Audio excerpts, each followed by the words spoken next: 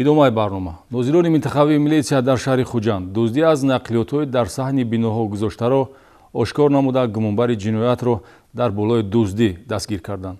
аз гумонбаршуда Сиёвуш Расулов ном мебаранд. аз чапдастии ӯ соҳибони 26 воситаи нақлиёт зарар дидааст. аз санаи 23 то 26 ноябр дар ҳудуди маҳаллаҳои 18 ва 19 шаҳри Хуҷанд силсила дуздиҳо аз дохили воситаи нақлиёти дар саҳни биноҳо гузошташуда бо усули шикастани оинаи автомашина ба ҷабрдидаҳо нороҳатӣ ва дар назди милитсия вазифаи ошкору пешгирии дуздиҳоро гузошт. ахиран нозирони минтахавии милитсия аз рӯи методҳои оперативию хизматӣ изи ҷинояткорро пайдо намуда гумонбари ҷиноят Расулов Сиёвуш Суҳробович соли таваллудаш 1999 шаҳрванди Федератсияи Россия истиқоматкунандаи вилояти Брянск шаҳри Трубчевск муваққатан сокини шаҳри Бӯстонро дар болои дуздӣ дастгир карданд. Я совершил 26 краж на территории Ленинабада. В основном каким образом? Кражи с машин. Разбивал стекла, окна машинам, заходил в машину, брал деньги с них. В которых есть, брал деньги, в которых нет, ничего. пурсиши оперативӣ, суҳбат бо сокинон, омӯзиши ҳолати дуздиҳо аз тарафи нозирони минтахавии милитсия барои кушодани гиреҳи ҷиноятҳои сарбаста мусоидат кард.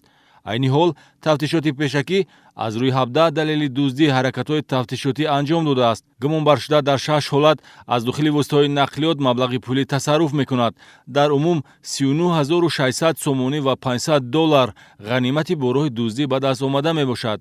дар боқимонда 11 ҳолат аз сабабе ки дар дохили нақлиёт чизе намеёбад, осеби техникӣ, яъне шикастани оина зарарест ки ҷабридаҳо бардоштанд. Засунул руку через окно, когда маленькая дырка оставалась, открывал дверь изнутри.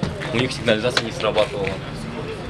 А те, которые срабатывали, Я сбегал. Сиёвуш Расулов гузаштаи ҷиноятӣ дошта соли 2017 дар Тоҷикистон барои дуздӣ суд шудааст. автомашинаҳои тамғаи Мерседес, BMW, Lexus шабона ҳадафи дуздиҳо қарор гирифта, гумонбаршуда тахминӣ воситаҳои нақлиётро интихоб мекард. ягон олот бо худ намегардонид.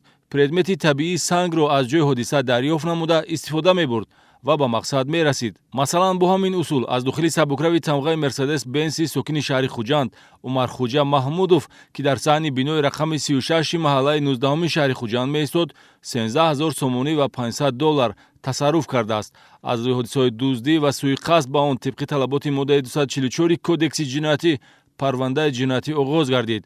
дар дохили нақлиёт гузоштани пул ва нигаҳдории дигар ашёҳои арзишманд эҳтимоли ҳамаи гуна ба осонӣ аз даст рафтан дорад.